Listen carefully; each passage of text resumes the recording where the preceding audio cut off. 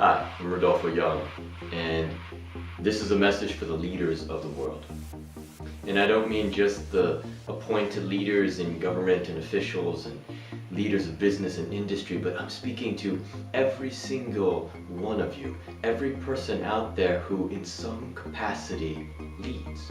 Because it may be that we lead a friend, a family member, it may be that we lead some stranger that we meet on public transport. It doesn't matter who, but somewhere inside of you is a leader. The question was asked to me recently, how to lead? What is the best way in which we can be leadership? And I know there are, especially in government, new leaders coming into power, and this is a possibility. This is an opportunity to change the way the world is going, because you see, on the surface, it seems like the world, well, it's going, excuse my language, to shit.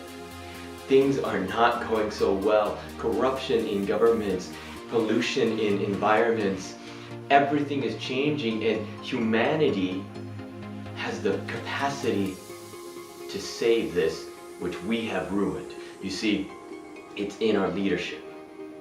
And we lead not by law, not by regulation, not by a disciplined structure. That all helps because that's how we organize things. But how we really lead is by example. Our leadership, the people especially who we appoint into elected positions, we do that because we want not just somebody to tell us what to do, but we want somebody to be the example of what to do. And so there must be an integrity. And in that integrity, there is an honesty, a transparency, there is a communication that occurs. And in the dialogue of that communication, we all begin to find the solutions, the answers to all the things in this world that need our attention. And so my message, I suppose, to the leadership of the world in all forms is lead by example. Be the very thing that this world needs in this moment. Not the thing that you need, not the thing that your constituent needs, not the thing that your citizen needs, but what the world needs in this moment. Because if you lead with that heart, with that awareness of a conscious knowledge of what's absolutely necessary in this moment, then people will follow, they will support you because you are supporting them and their children and the generations to come. The other thing that I want to say is that within our leadership, especially again in governments, we have the economics of growth, the economics of distribution, the economics of population. We have to figure out, how do we distribute the abundance? Well, here's my message.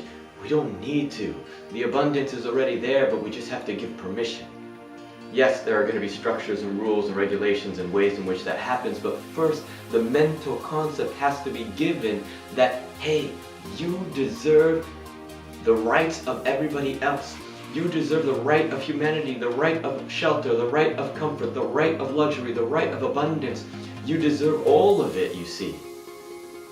And so we first have to tackle the concept of scarcity, which is in the mind. It's a story. We have to leave it behind, because in the moment we do, suddenly the abundance that's been sitting there at our doorstep waiting for us to simply say, yes, come in, happens.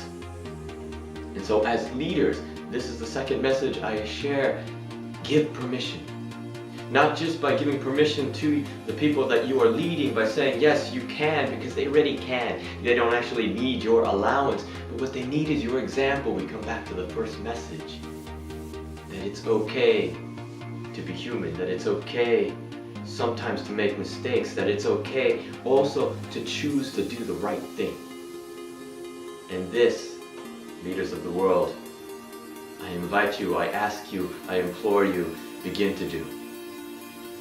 Give allowance to yourself to be human.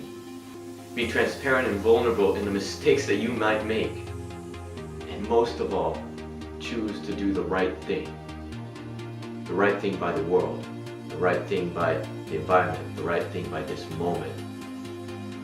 Thank you.